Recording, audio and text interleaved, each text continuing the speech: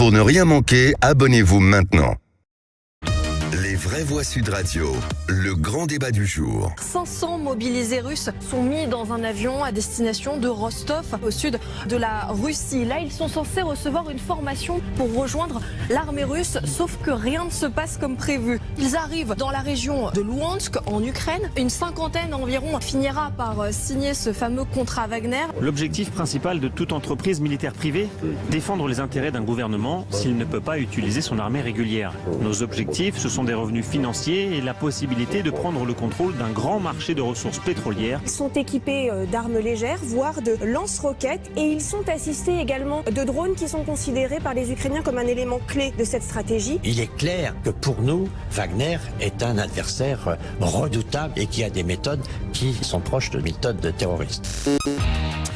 En tout cas, une résolution des députés de la majorité présidentielle est examinée aujourd'hui à l'Assemblée nationale avec pour objectif d'inscrire donc ce groupe militaire privé Wagner sur la liste des organisations terroristes de la France et de l'Union européenne. Les exactions commises par le groupe en Ukraine, les multiples actes de barbarie en Syrie ou les campagnes de désinformation en Afrique sont pointés du doigt par les députés français. Philippe. Oui, et d'ailleurs le rapporteur du texte, Benjamin Haddad, dit qu'il s'agit d'envoyer un message politique symbolique à cette milite russe qui lutte contre les valeurs démocratiques et les intérêts des pays occidentaux. Pour l'heure, seule l'Ukraine, la Lituanie et l'Estonie considèrent Wagner comme une organisation terroriste. Alors est-ce que pour vous, Wagner est une organisation vraiment terroriste comme Daesh, ou est-ce que c'est plus une milice privée comme Blackwater pour les Américains, où on a connu ça en France, les barbouzes, les mercenaires, et dans d'autres pays également? Dans tous les cas de figure, le seul numéro qu'il faut appeler, le 0826 300 300. Et notre invité pour en parler, Éric Denessé, est avec nous, directeur du Centre français de recherche sur le renseignement.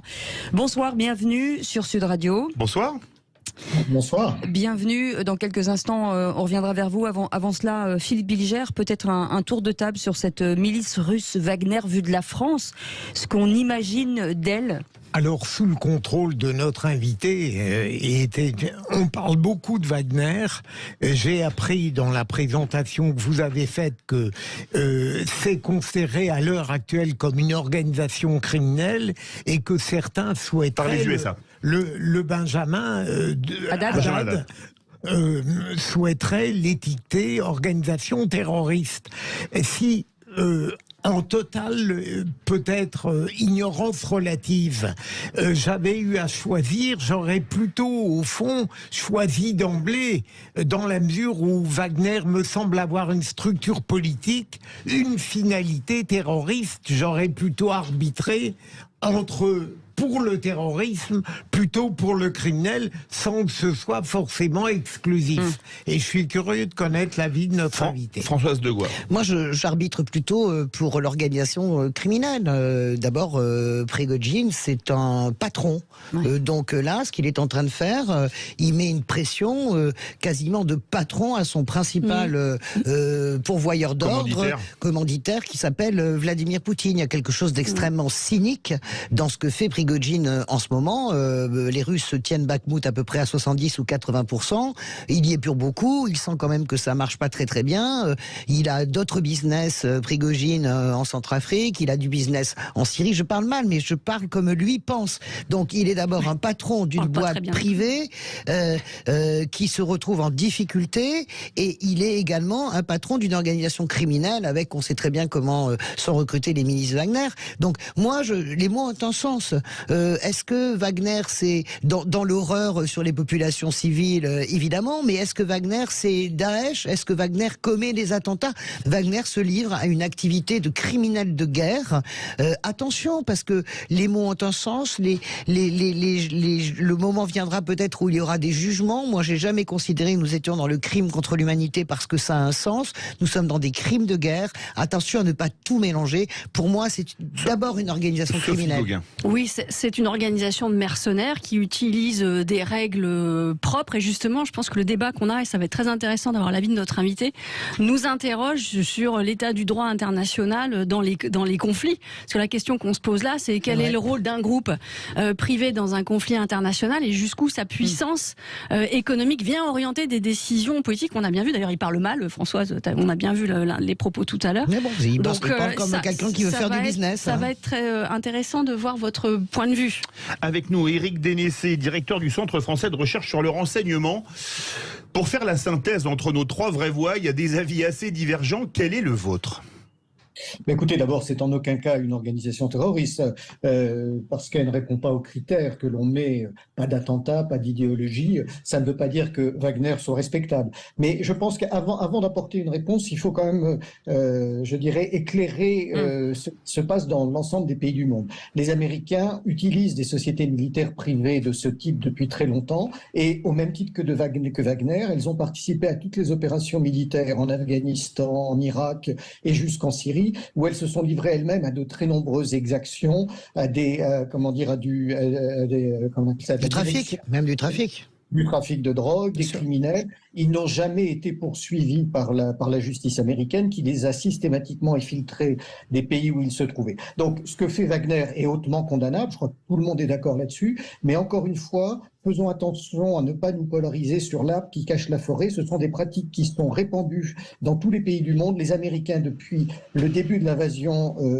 illégale de l'Irak en 2003, ont fait la même chose. Donc, on peut bien sûr condamner Wagner. On peut décider que c'est une organisation non pas terroriste, mais qui a des pratiques criminelles, parce que ce n'est pas non plus au sens mafieux du terme une organisation criminelle, parce que son but n'est pas que de commettre des crimes, même s'il y a des crimes de guerre qui a priori sont commis en Ukraine. Mais si on condamne Wagner, ce qui est tout à fait possible, n'oublions pas que de ne pas faire 2 poids 2 mesures et de passer sous silence toutes les exactions américaines, parce que dans ce cas-là, on oublierait effectivement les massacres, les crimes, les trafics qui ont été commis de la même manière par les Américains en Irak, en Syrie et en Afghanistan. Éric Danessé, pour ceux qui nous écoutent, qui pourraient ne pas voir vraiment la différence entre une organisation criminelle et une organisation terroriste, qu'est-ce que ça changerait visiblement face à un tribunal, par exemple ? D'abord, une organisation criminelle ne dépend normalement pas d'un État. Elle peut avoir des liens avec un État. Wagner, c'est plus un ensemble de sociétés qu'une seule et unique structure, fonctionne à la fois comme une structure privée qui gagne de l'argent en faisant des actions de sécurité. Elle est aussi, d'une autre façon, le bras armé de Moscou sur un certain nombre de théâtres d'opérations extérieures. Et donc, ces liens avec le pouvoir russe. Oui, mais pardon de vous couper, la cruauté est la même. On parle de cruauté de la milice Wagner, au même titre, la cruauté avec la mort au bout, on est dans la même chose que Daesh. Non, pardon. Il y a 2 choses. Il y a des exactions qui sont documentées, qui sont réelles, qui doivent être condamnées partout en Afrique, au Mali, en Centrafrique. Et donc, ce sont des exactions, ce sont des débordements, ce sont des choses qui sont tout à fait inqualifiables. Mais encore une fois, nous retrouvons en parfaite symétrie la même chose. Alors, chez les Africains du Sud, à partir des années 90, mais également chez les Américains. Donc, nous n'avons à ce jour jamais qualifié Blackwater d'organisation criminelle. Pourquoi le faire aujourd'hui pour Wagner ? Je pense qu'il faut le faire pour les deux ou pas le faire du tout.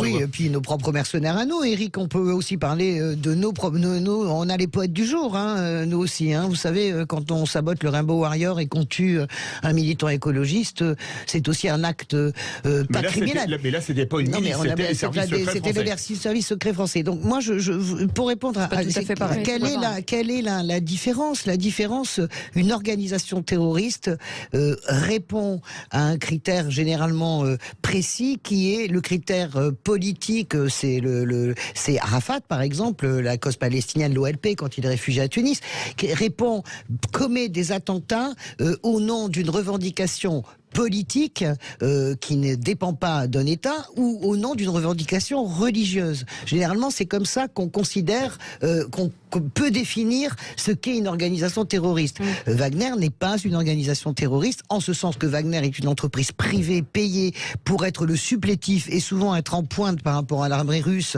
Entre parenthèses, le défilé aujourd'hui sur la place rouge. Non, mais ça, on comprend bien, Françoise. Ma question n'était pas de dire ça.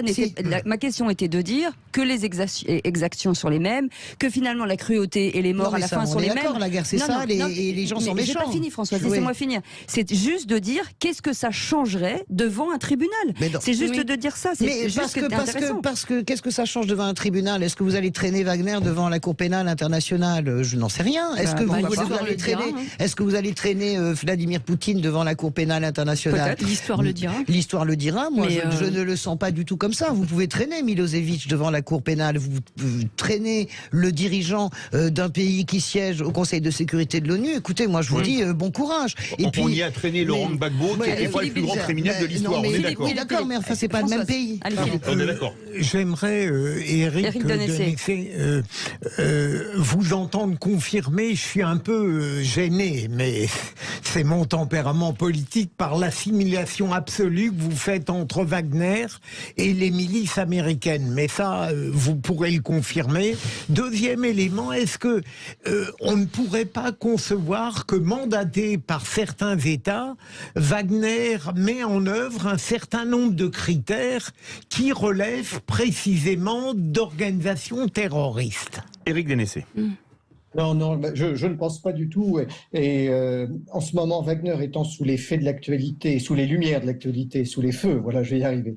Bien sûr, on mesure pleinement toutes les exactions et tous les crimes qui sont commis, et notamment en situation de guerre. Mais en situation de guerre, les crimes sont commis aussi par les forces régulières des deux camps qui s'affrontent et qui généralement débordent joyeusement sous l'effet des combats.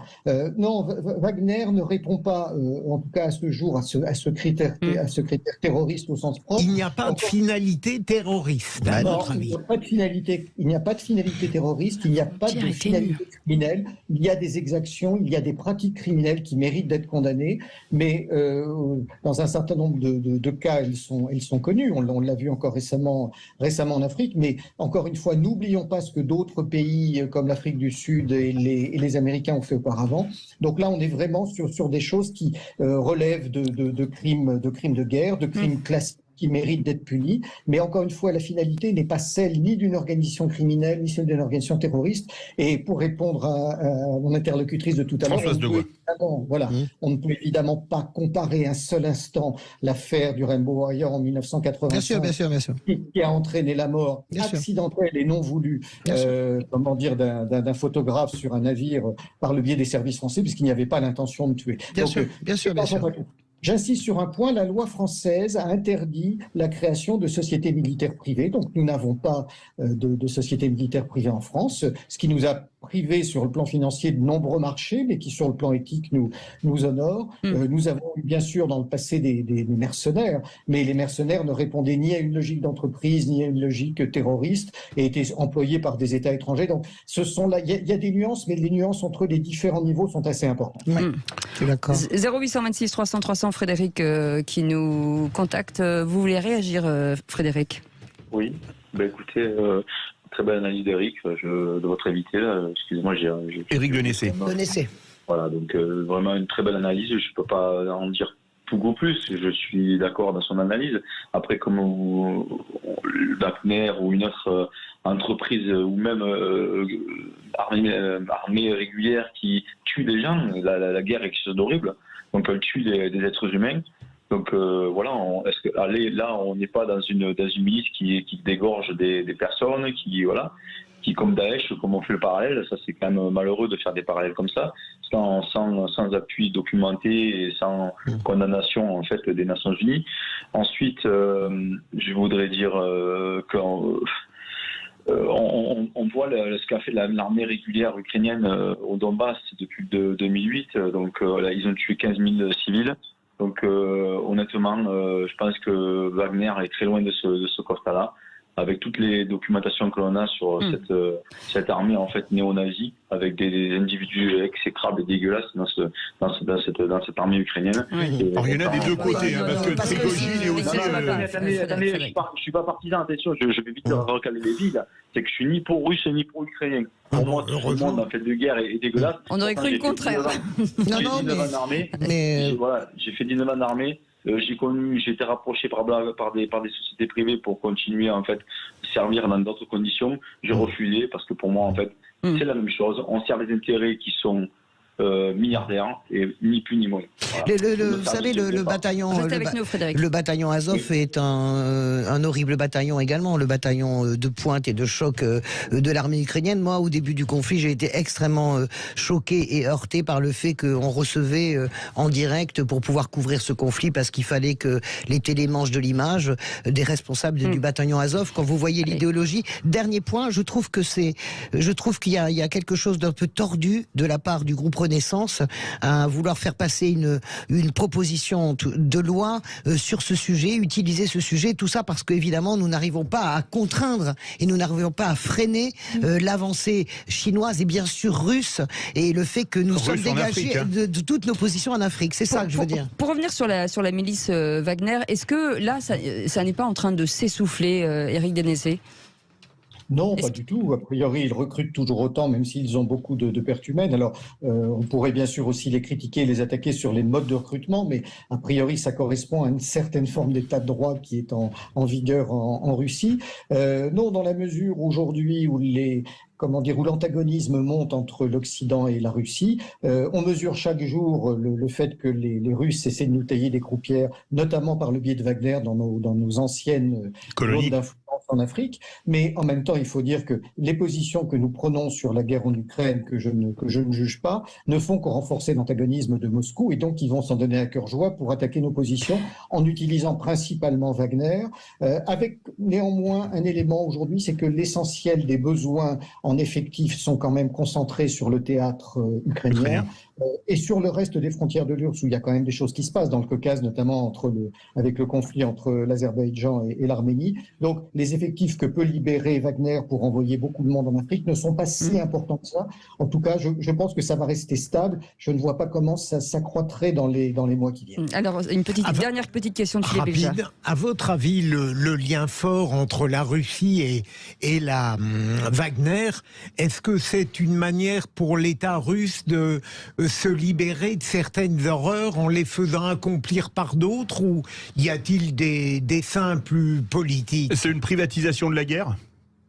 Oui, évidemment. Alors d'abord, les Russes sont en ce moment flèche de tout bois, donc ils ont besoin d'envoyer des combattants nombreux. Mais il faut rappeler que dans tous les pays du monde, et notamment aux États-Unis, en Grande-Bretagne et en Russie, mais en Chine aussi, parce qu'il y a énormément de sociétés militaires privées, le fait d'avoir ce qu'on appelle une SNP évite de payer des retraites. Souvent, les soldats, les anciens militaires qui participent sont mieux payés que les troupes d'active, mais en réalité n'ont pas accès à la retraite, donc ça fait des économies au ministère de la Défense. Ça permet, à l'État qui les soutient, de les envoyer parfois sur des coups tordus, parfois dans des pays avec lesquels ils ne veulent pas avoir de relations politiques ou diplomatiques.